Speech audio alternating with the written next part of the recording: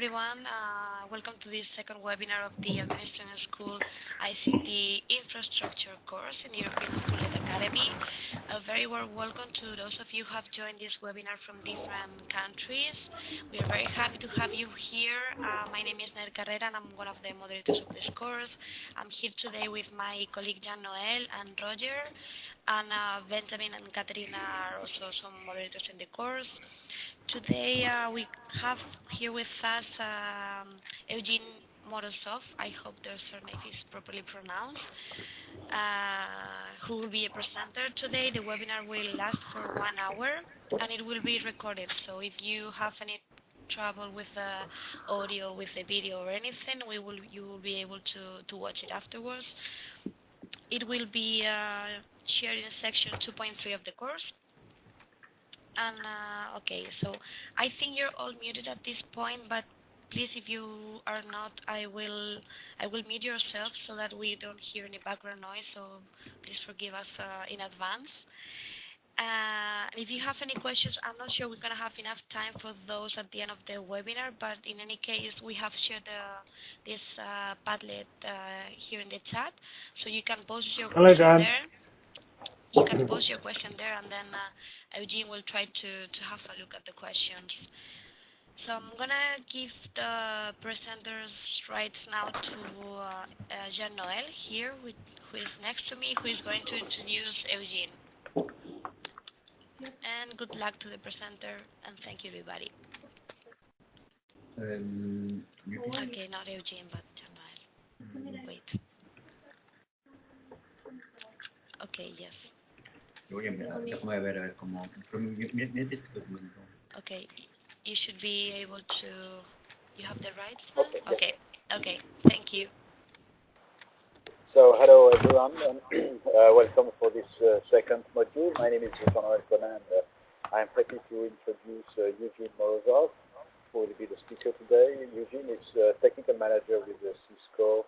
He's been working with the Cisco Networking Academy for since more than 10 years now, and today he will talk to us about networking, and more specifically about Wi-Fi networking, wireless networking, how to design a good and how to design and secure a good Wi-Fi network, and also how to integrate the bring your own device approach into your good infrastructure. So I won't take more time to introduce him, and let's give the floor to Eugene.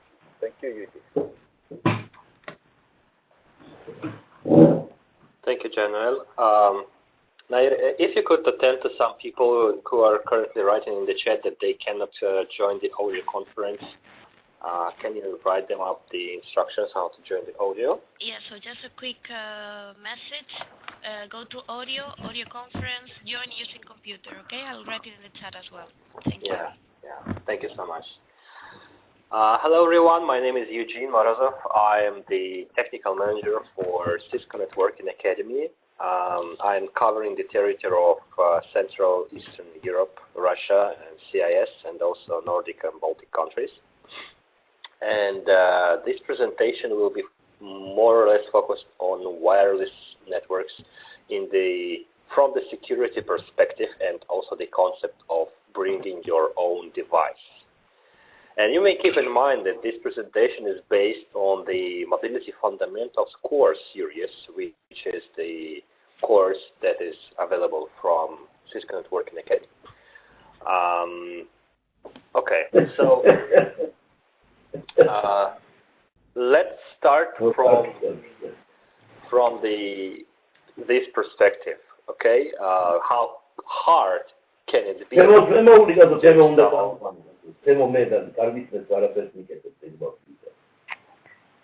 believe we need to mute someone. Let me try something. I'm gonna mute everybody and then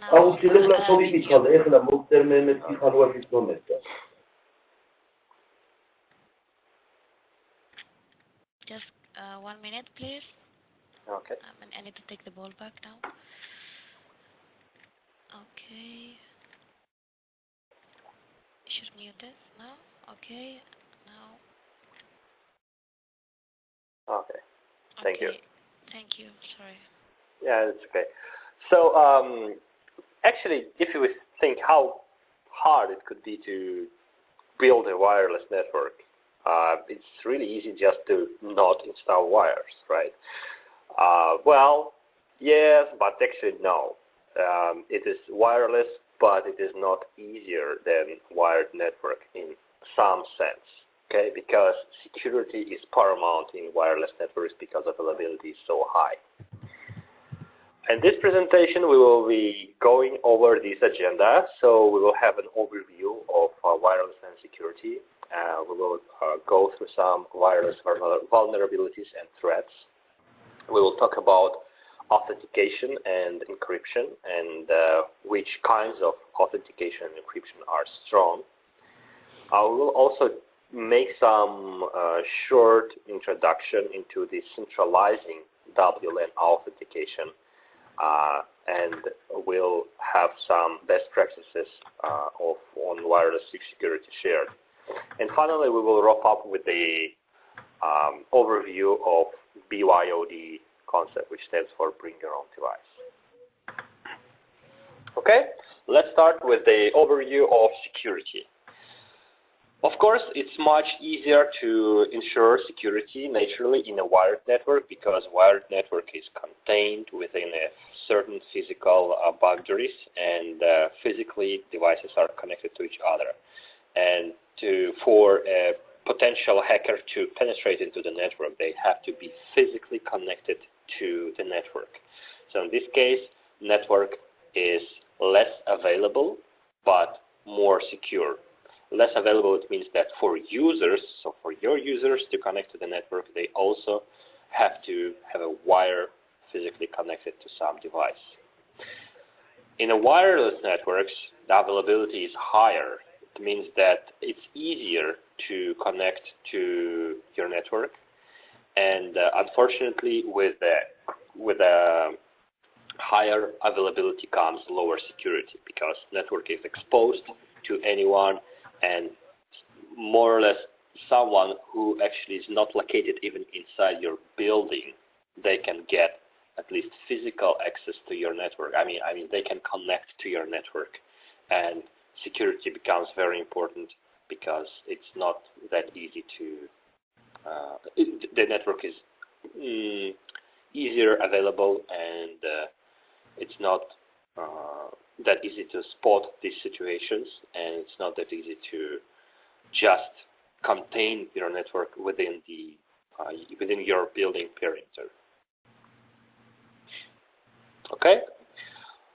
Very important point here comes authentication, and I just wanted to overview what authentication actually is. So authentication is basically a process that makes you ensure that someone or a device is actually the same person you expect them to be, or the same device you expect them to be. So they come to you and say, "Hey, my name is John," and you need to make sure that this is exactly John, but not Charlie, for example. Okay. Authentication provides identity, and this identity can be done using something that you know. Okay, so it may be password, or it may be something you do, or actually maybe something you have, like you have a physical object, maybe some kind of token, or a value that is read from a device you have, and also something you are. Some essential biometric parameter of your body. So it may be the fingerprint, or it may be a retina scan, it may be some other biological parameters. Okay? Authentication is important both for humans, for people, and also for devices. How do we authenticate devices versus user? So the process of authentication usually starts with a device authentication, and once device is authenticated, we can authenticate the user. And when the user connects to the wireless network, they authenticate their device first, and then user may be additionally authenticated as well. An authentication server can be used in addition to provide more options for user to get authenticated on the network and to enable user-based authentication control. Okay. So encryption. Essential part of authentication is encryption of data, encryption of text. And encryption is used for authentication, but also encryption is used for another thing that ensures and improves the security, which is confidentiality of data. Okay, basically encryption means that you have some plain text coming in, and through some encryption process or encryption algorithm using some cipher, you get a ciphertext. And there is also a way to decrypt this message using a reverse encryption algorithm and also using the same or another authentication key. In the end, you can get plain text. So anything that is encrypted, any ciphertext, can be safely or relatively safely and securely transmitted over open sources, open networks. And forse sì, anche per esempio chi ha sappiamo benissimo che molti fanno ma dopo non vanno avanti, quindi and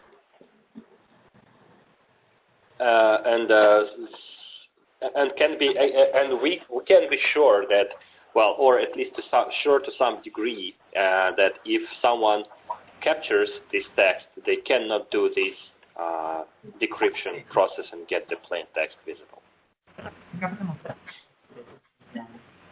Okay? So now there are two types of encryption.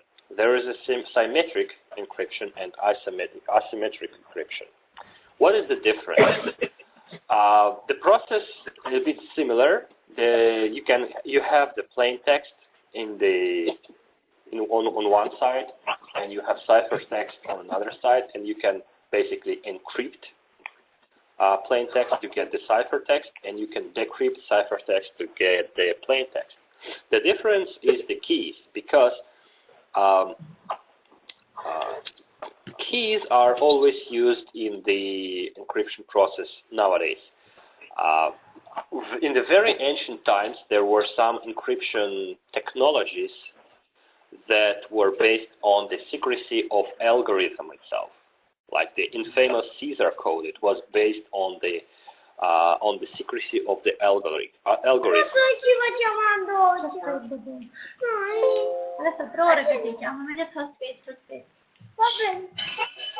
Yeah. So for everyone joining the session, can you please make sure your microphone is muted? So in the list of participants, you can see your name, and right next to your name, you can see the microphone button. If you could please push this button for me to make sure the button is red and your microphone is muted. Thank you. Thank you. Okay. And the difference is actually how the keys are used. Every encryption, both of these encryption methods, they come from some mathematical algorithm, right?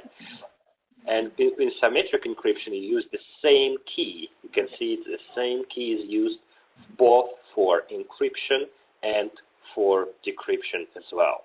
So you use like key, maybe 1, 2, 3, 4, to encrypt, and decryption algorithm would expect the same key for you to make the decryption. In asymmetric algorithms, you have two different keys. This comes as a cipher key. It is used to encrypt, and another key is used to decrypt. How this can be possible? This can be possible because these two keys, they are mathematically linked to each other, because they were once generated together. So let's say there was some process here to generate the keys, and from this process, you have you had the cipher key, and you have the decipher key coming out, and you can use these keys together. So cipher and decipher key, they can be used in different ways. For example, usually you would have one of the keys considered private and another key considered public, and that means that you can you should store your private key secretly, but you can share your public key to everyone openly. And that means when someone wants to send something to you, they could just encrypt their message with your open key. In that case, it would be the cipher key. And after that, you receive the ciphertext, and this ciphertext may be captured by a hacker, for example, but this hacker will not be able to read it because only you have this decipher key, and only you can decipher this message and get the plain text. So that's basically the difference between symmetric and asymmetric encryption. Mm-hmm. Let's quickly go through the wireless threats. What are the most dangerous situations with wireless networks? Rogue access points. Rogue access points is some wireless access points that are created in your wired network, and you are maybe not well aware about these wireless access points. So they can provide access to your wired network, to your school network, or to your company network, and you are not aware of that.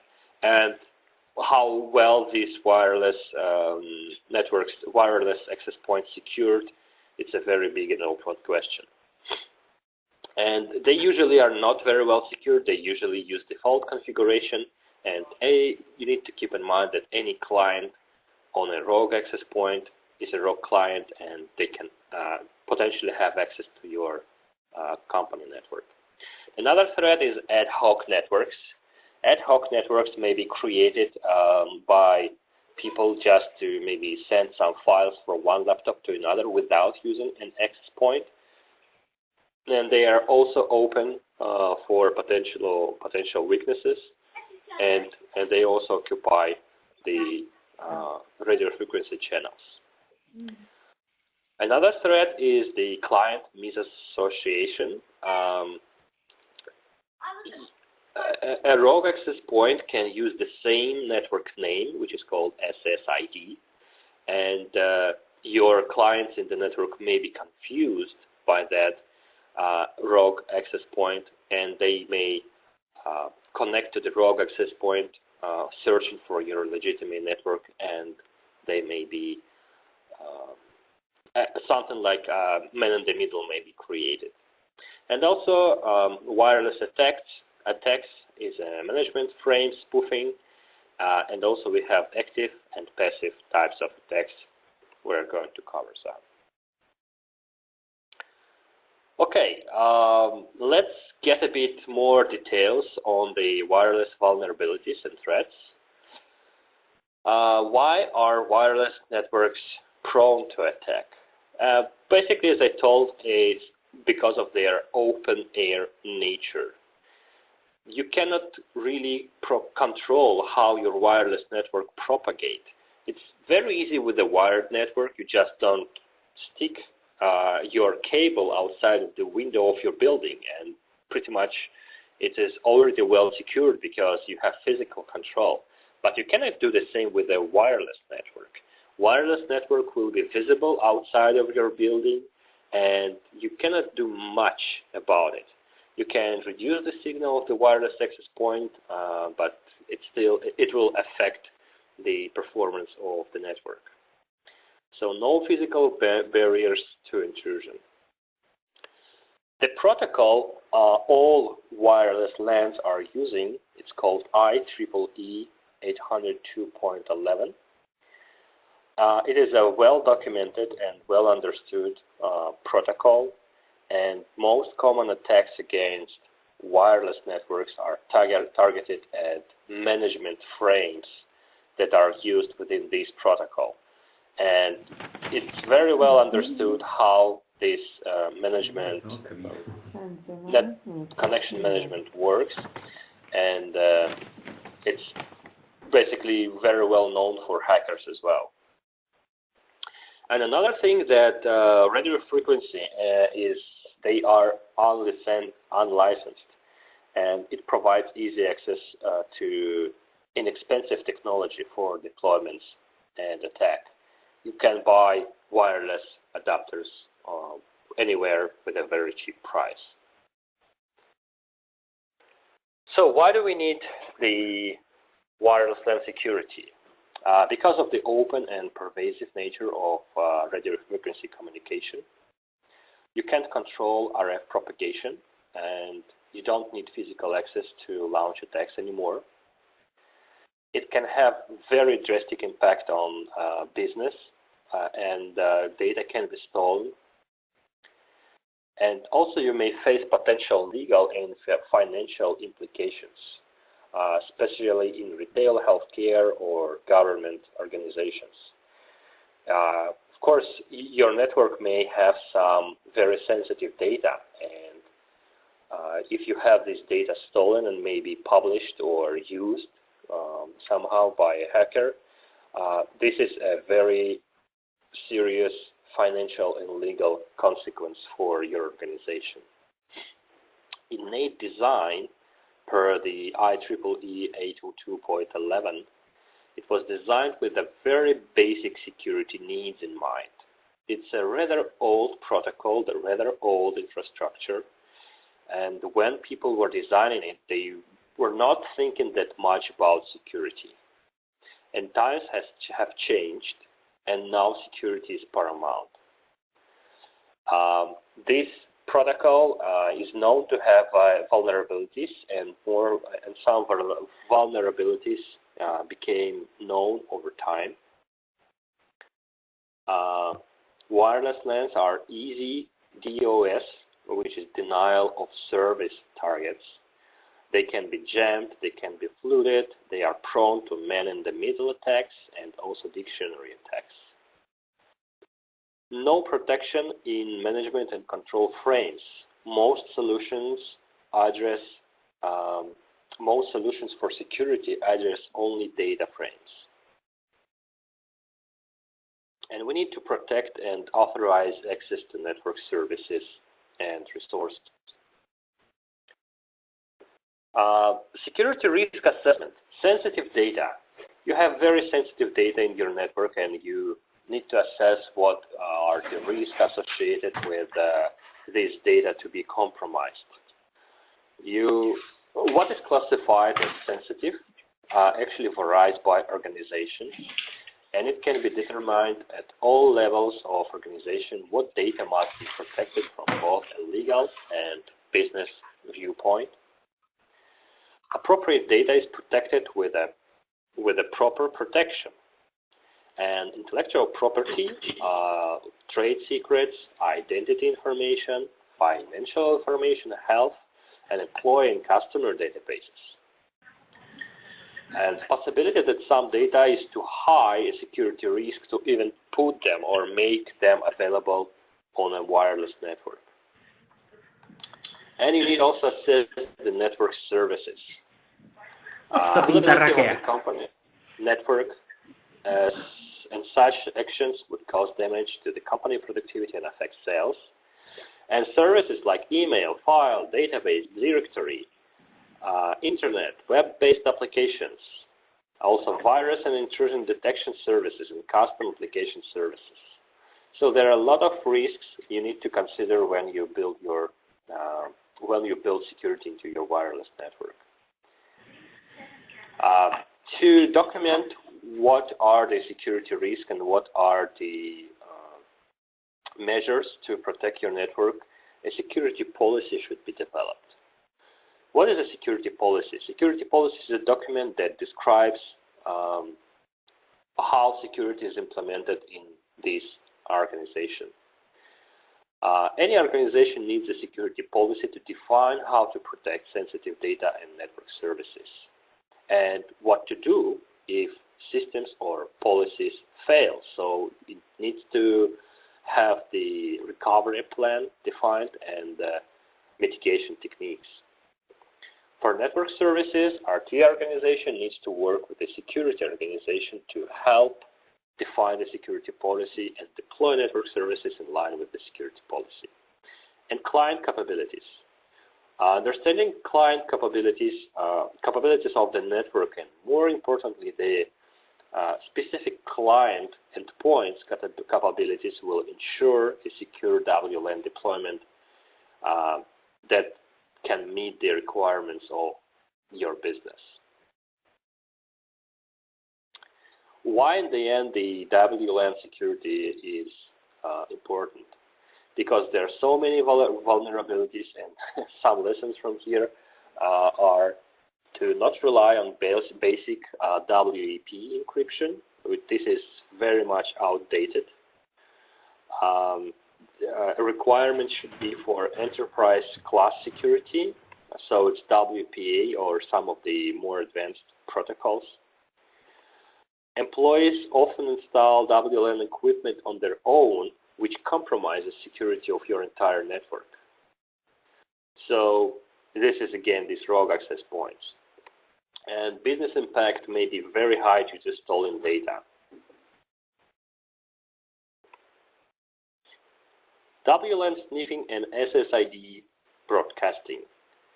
It is very easy to do these days. It was not that easy to monitor wireless traffic some time ago, but now tools are really actually available, and most of the wireless network adapters that can allow people to monitor the wireless networks. There is a measure which called the SSID broadcast, disabling the SSID broadcast, which means that wireless clients will not see the name of your network when they try to connect.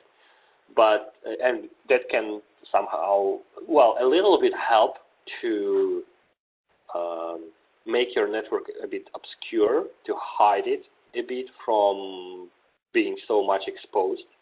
But the problem with that solution that is using simple sniffing tools like this one, you still, a hacker actually can still be able very easily figure out the name of your network. You can see here on this line, service set identity is this particular network name.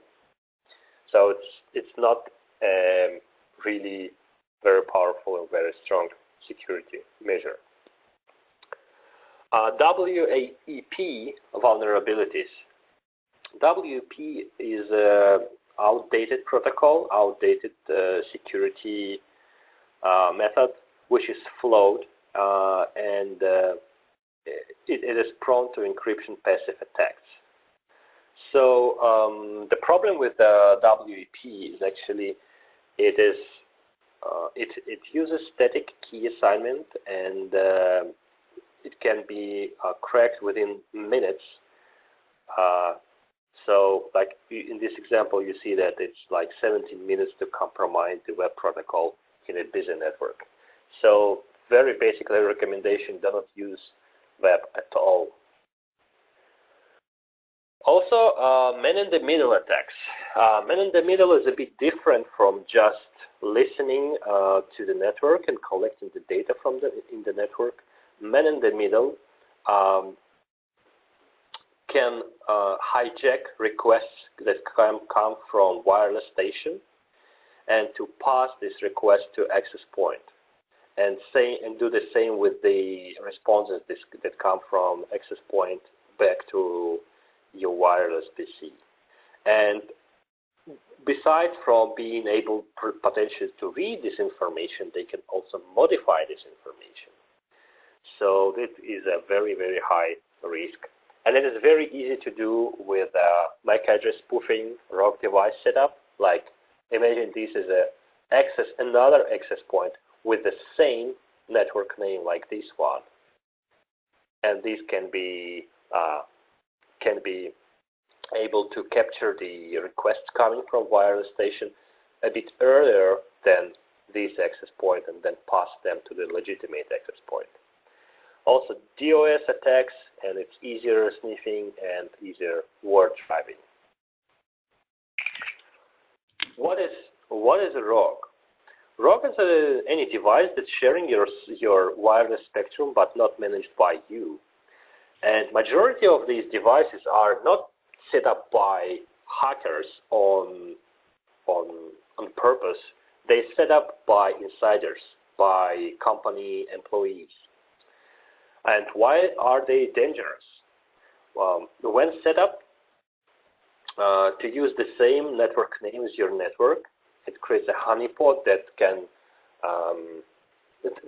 capture the attempts to connect from other employees' computers. When it is detected to be on the wired network as well, and ad hoc ROGs are arguably a big threat too, because basically with the same with the ad hoc network that brought up on one of employees' laptop, it can be potentially also very big security vulnerability. And much less frequent, but sometimes it can be set up by an outsider, most time with malicious intent. So you may have some wireless network set up within your wired or within your company or school network by an outsider just to have an access to your network. What needs to be done? You need to classify, need to detect, and report if needed. And also, it is important to track over the air and on the wire the appearance of such rogue access points and mitigate them. Shut down them. If it's not possible to shut down them, contain them, and basically in any way disconnect them from your company network. So clearly we have two types of rogue access points. Most frequently that happens not with some malicious intent, but just by frustrated insider. So some random James for accounting thought that it would be a good idea to have a wireless network to connect his new laptop to the corporate network, and it is very often that people like that, they are ignorant to security configuration of these wireless networks. And default configuration is most common. And default configuration, of course, is very well known to anyone. And that means that anyone can connect through this access point to your wired corporate network.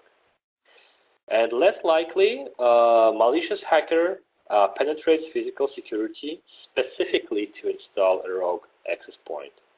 They can customize access point to hide it from detection tools. It's harder to detect, and it's more effective to prevent via 802.1x authentication and physical security. And also, the access point that can be installed this way, it would not look like an access point, like a wireless router with antennas. It may be some kind of Linux box with a USB dongle, or even, like some small computer, small device like Raspberry Pi. If you know what Raspberry Pi is, that can be used because it's a computer. It runs Linux. It can be controlled remotely. It has Wi-Fi on board, so it's very easy to use these as a tool.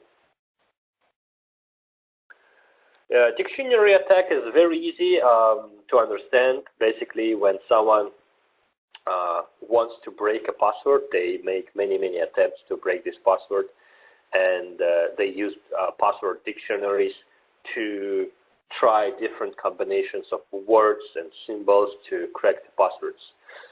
Just keep in mind, this is not exactly an English or any other language dictionary. It's a specific password dictionary.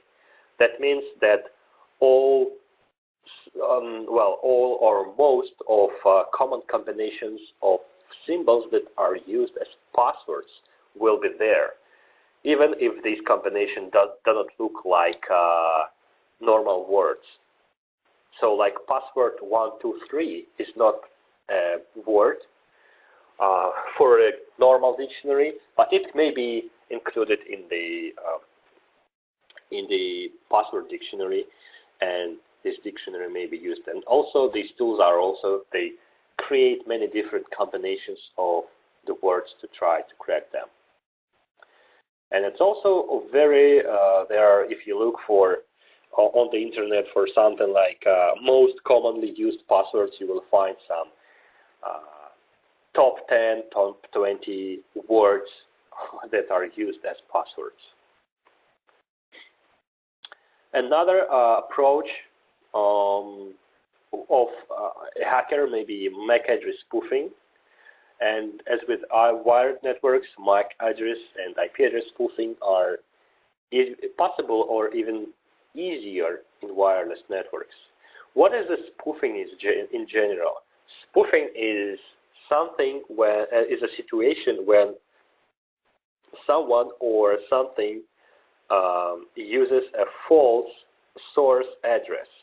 So in this scenario, you can see authorized client connecting to this access point, and this malicious client sniffs client's physical address and IP address, and they send packets to the network, to the wireless network, and they use this MAC address and IP address of this authorized client, pretending for this data to be sent by authorized client. In access point, in its turn, cannot distinguish between the legitimate frames or packets that come from here and rogue packets that come from the attacker. Wireless sniffing is good and bad at the same time. First of all, sniffing or capturing packets over the air is fine. It's not something like should not be considered something like a bad thing to do. It's extremely useful, for example, for troubleshooting wireless networks. In the old days, sniffing was reliant on very specific cards and drivers, but not anymore. It's very easy to find support for most cards and drivers today. Cost of the software is essentially zero. There is openly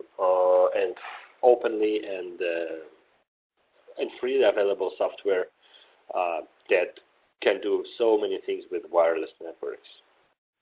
And it also provides an insight with physical proximity into the network services and devices, which comes in handy when performing network reconnaissance. Okay, WLAN security, denial of service attacks. This is another thing. One approach for an attack is to get some data or to get access to the network. Now, denial of service is a bit different. The goal of denial of service is not to get access to the network or into your system. It's just to make network non-functional. There are a few ways to do that. You can jam the radio frequency. It can be done with some powerful antenna and transmitter. Also, denial of service can be completed using the 802.11 management frames capture, and these management frames, they are not authenticated essentially by the protocol, so it's trivial to fake these management frames. And also, for example, what an attacker could do is to send the fluid network with a deauthentication phrase. You have already learned what spoofing is. So an attacker may hear in the network which clients are connected to the access point, learn their MAC addresses, and send the deauthentication messages on their behalf pretending these clients want to disconnect from the network. So, and that would work. The wireless access point would consider, okay, this guy doesn't work to be on the network anymore, bye-bye. Yeah, so this essentially is a denial of service. Misuse of spectrum, silencing the network with RTS, CTS fluids. These frames called ready to send and clear to send, they are part of this management mechanism. And 802.1x authentication, fluids, and dictionary attacks. System may be on overload with unnecessary processing and legacy implementations. They are prone to dictionary attacks in addition to other attacks that are based on the algorithm. Authentication vulnerabilities. The problem is management frames are not authenticated, so we have also dictionary attacks, man-in-the-middle attacks, and can be employed in authentication can be employed in two ways, in 802.1x and the PSK environments.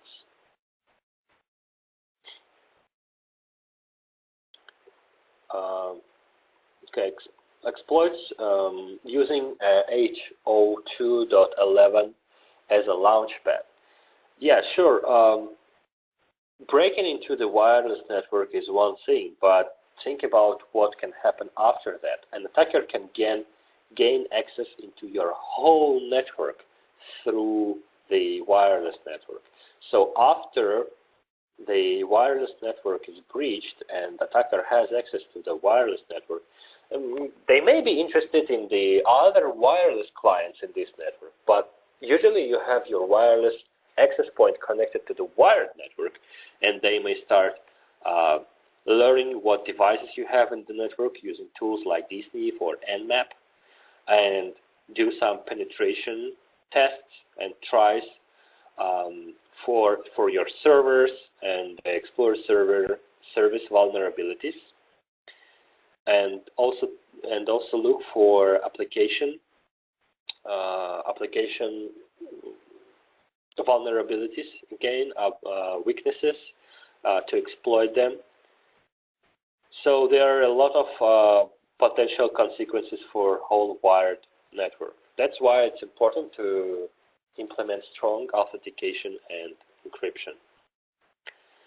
And to set up a secure link in a wireless local network, there are basically 3 steps should be done, which are authentication, association, and encryption.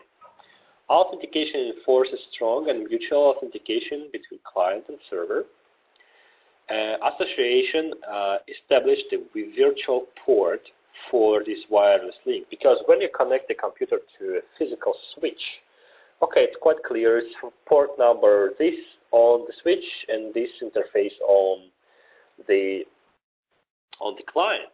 But when you connect the wireless client, what usually happens is a virtual port is created for this link.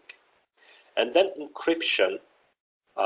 Encryption helps to make your data confidential. So authentication, just to recap, authentication makes sure this client is exactly this device which it pretends to be. And encryption secures the flow of data between client and access point. Now your wireless network can be secured or can be open. Okay? Secure SSID cannot fall back to open.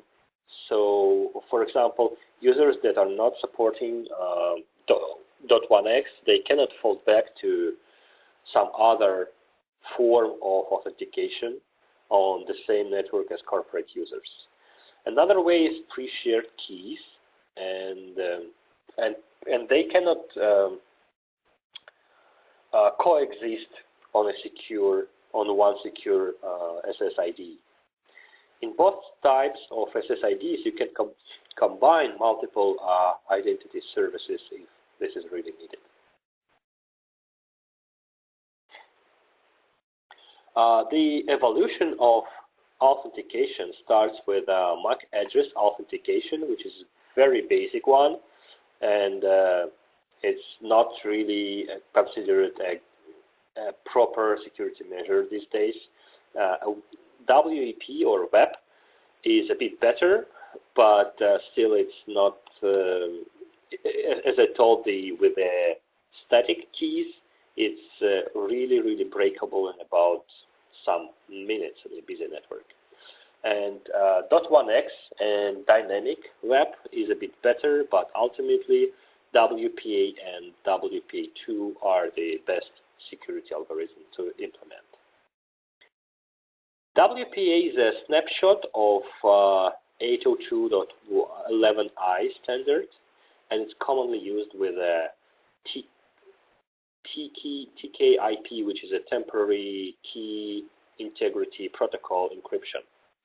And WPA2, let's say, is a final version of .11i, and it's commonly used with a more strong IS encryption.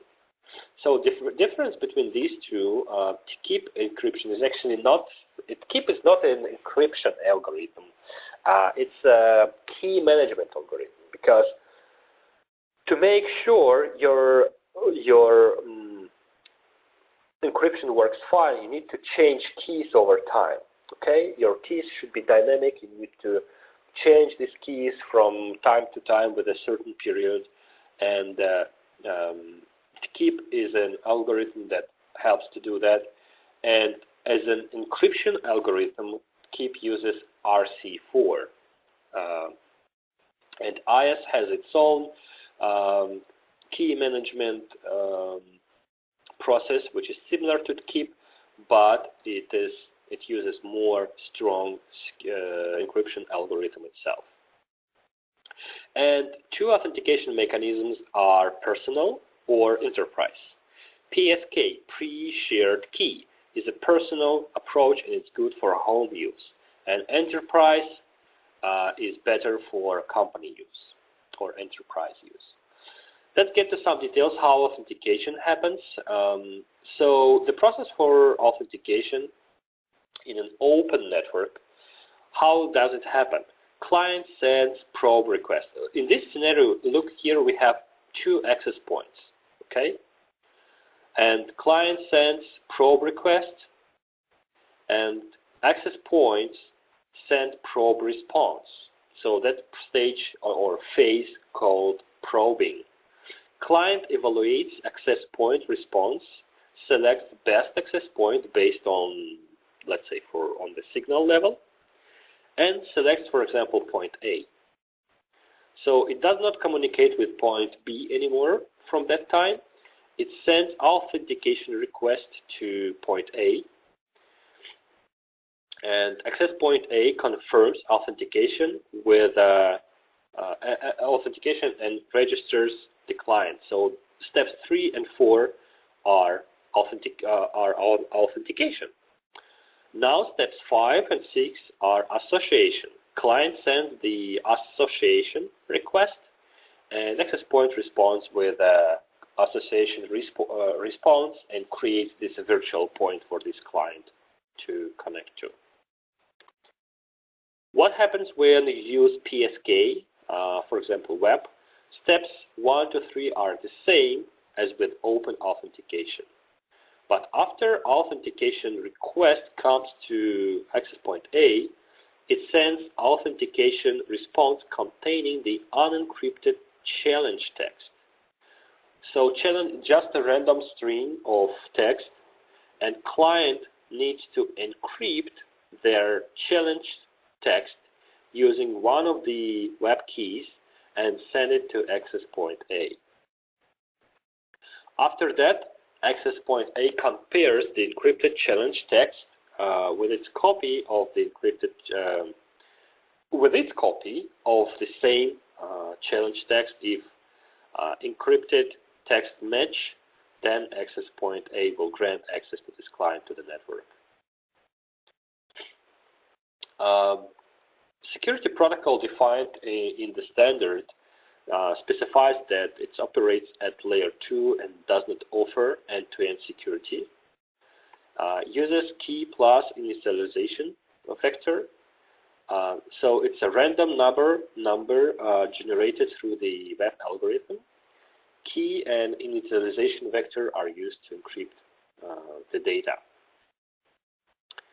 And 3 user-specified key lengths can be used. It can be 40, 104, or 128 bits. And Cisco Wireless supports pre-shared key authentication, which is disabled by default. Some limitations of the web. So it's not per packet authentication or message integrity check. And hackers can easily obtain challenge phrase and encrypt an encrypted response, crack the web key, and correctly decrypt captured data traffic. So it's not only the problem with authentication, but also problem with confidentiality. So weak encryption of data, and as we already seen, this encryption algorithm is easy to break within minutes.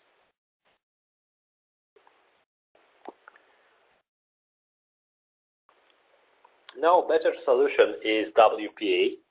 WPA is introduced in 2003, and it's a pre-standard implementation of 802.11i. Addresses currently known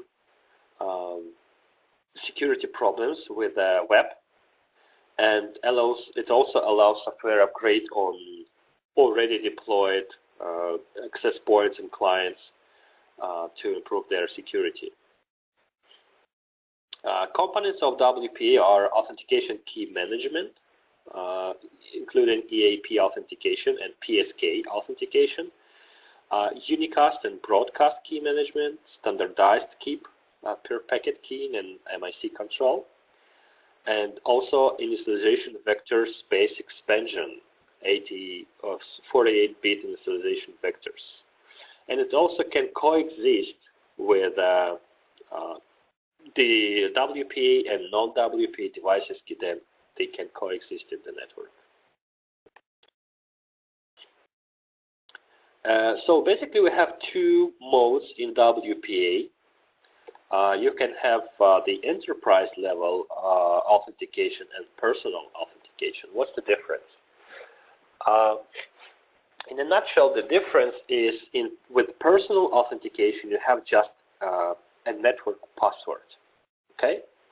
And all clients which connect to this network, they just need to know this one string of text. They just need to know the password, and they can then connect to the network. And on this level, you cannot actually distinguish between these clients very well. You can see the addresses, but it's not very reliable. So you just know that, okay, this guy knows the password. Whoever this guy is, then we just allow this guy into the network. Enterprise is different because each individual client that connects to the network, they use their personal username and their personal password. So each device that connects, they will say, hey, I'm device this, my name is that, and my password is that.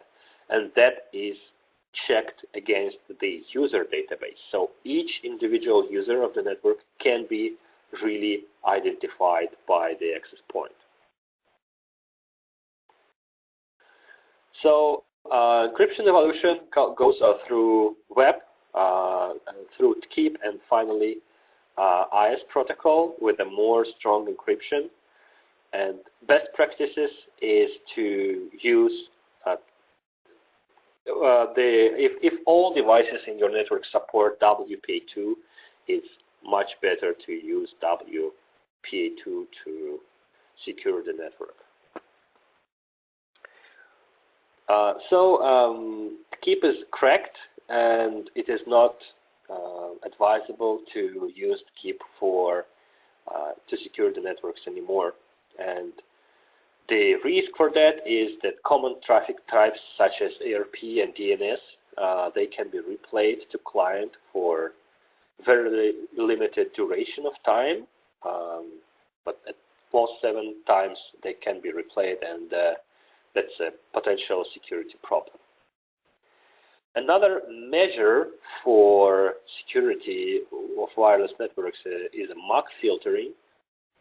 This idea is very simple. You just look for the physical addresses of clients that connect to the network, and you see, and you just keep the database of MAC addresses that can be allowed. You can use whitelist, so just have the list of addresses to allow, or you can use the blacklist, so they just have a list of addresses to not allow to the network.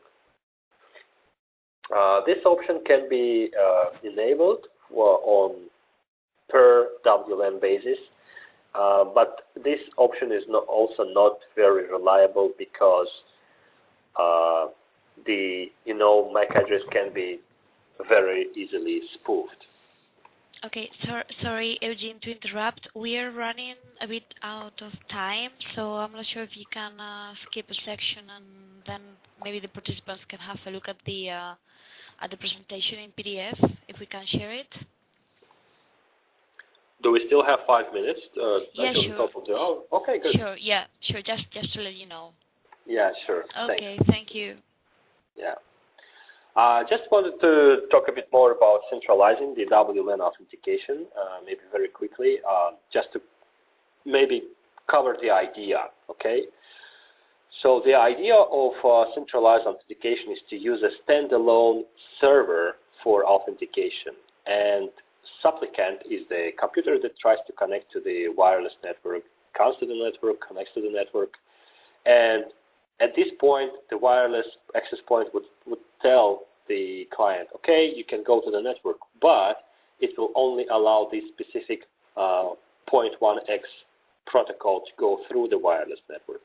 And then this should be used for client to send their username and password. The access point would relay this information to authentication server. Authentication server would check against their user database, and authentication server would tell this wireless access point, hey, I know this guy, you can let him into the network. So that's how a single user authentication server with a user database can be used for multiple access points.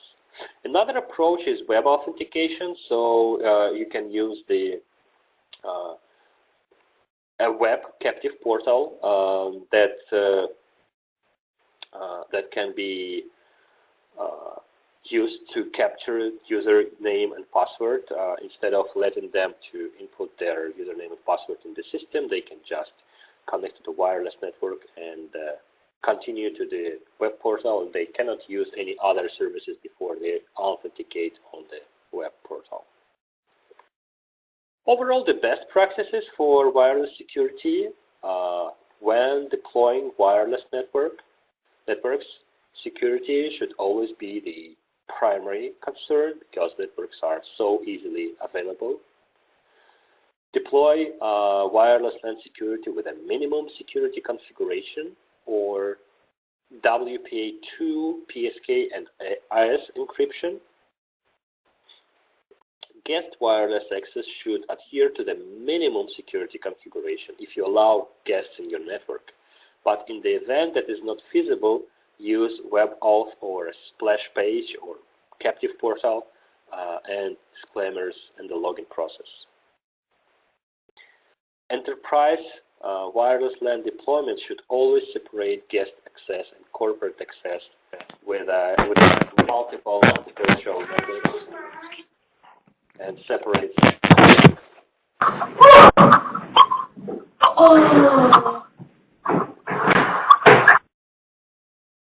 Thanks. And separate SSIDs. WLANs are always being scanned, so be aware and monitor your radio frequency environment.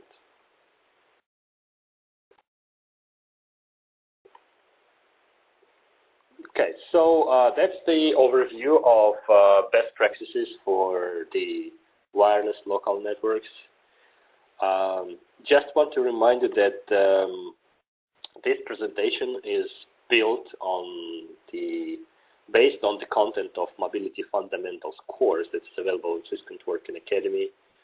I believe we have like 6 modules right now, and wireless security is just one of the modules. So, and this is actually available to you. You can learn this content, and it has more details that was able to cover in this session. Now, I think we can take maybe a couple questions. Yes, thank you very much, Eugene, for this great and very interesting presentation. We're gonna take a few questions from the chat, and then if they have more questions, they can ask them in the Padlet. So we've got a question from Tony, who is asking, could you firewall between? Okay, now the chat is moving. Could you firewall between your wireless network and the rest of your network, or only allow access to certain services? Definitely yes, but not by the tools of the wireless access points. So you would need to use what's called the VLAN technology, and I think the VLAN. So it's a virtual local area network, and it is implemented on network switches.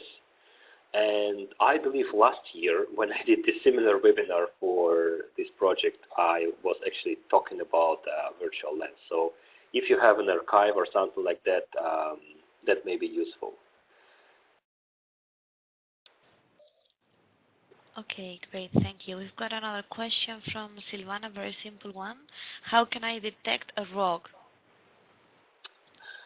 This is not easy to do. So so there is let's say a manual way. So you can just use a scanner on your device and to walk around your school building once in a while and look for which networks are available. Let me put one tool name for you here Insider. So Insider is one of the tools that there are many of them. Actually, you can download an app for your mobile phone and just look for something like Wi-Fi analyzer in the Play Market, and you will be able to find many tools that scan wireless networks for you. More enterprise level solution would be to have a wireless controller and lightweight access points connected to it, and basically having one central point that controls everything, all the wireless networks, wireless.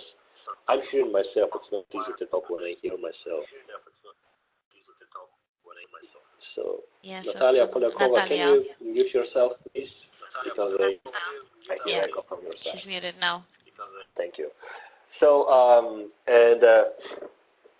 so in this case, you have one single device that controls all your wireless access points, and it knows and it talks with the access points all the time. So, and this works as a system. So these wireless access points, your legitimate wireless access points in your network, they can spot some new access points that are suddenly appearing in the network, in the wireless network, I mean, but they are not registered with the wireless controller. So that's, let's say, enterprise level solution. Okay, last question coming from Joseph. Do you think that the Google authentication is a good option for the school network? Google authentication? Yeah. I'm not really sure how you use Google authentication for the school network. I'm not familiar with the concept. I know what Google authentication is. I believe you mean the OpenID authentication, but I cannot answer this question before I know the details of this solution. So, yeah, it's okay. Yeah. They're asking in the chat if we're gonna share the presentation. So I think we can share it, Eugene, if you agree, of course. Of course. And if you have any other question, please post them in the Padlet, and we will kindly ask Eugene to have a look at those and see if he can answer, because we are running out of time, unfortunately. And I think we should finish here. So thank you very much, Eugene, for being here with us today. It has been a pleasure having you here, and I'm sure the participants have enjoyed and learned a lot. Yeah, thank you very much. Thanks everyone for having me, and I hope you've learned something new. I'm sure they did. And for the rest of participants, thank you also for joining this webinar. Stay tuned to social media channels, Facebook group, course forum, and also in Twitter with hashtag ICTAdminMOOC. And thank you, everybody. Thank you, Eugene, again, and have a nice evening, everyone. Bye-bye. Have a good day. Bye-bye. You too. Bye. Thanks for Eugene. Excellent. Really good. Thank you, participants, for joining in. Thank you, Roger. Thank you, Januel, as well. Bye-bye. Bye.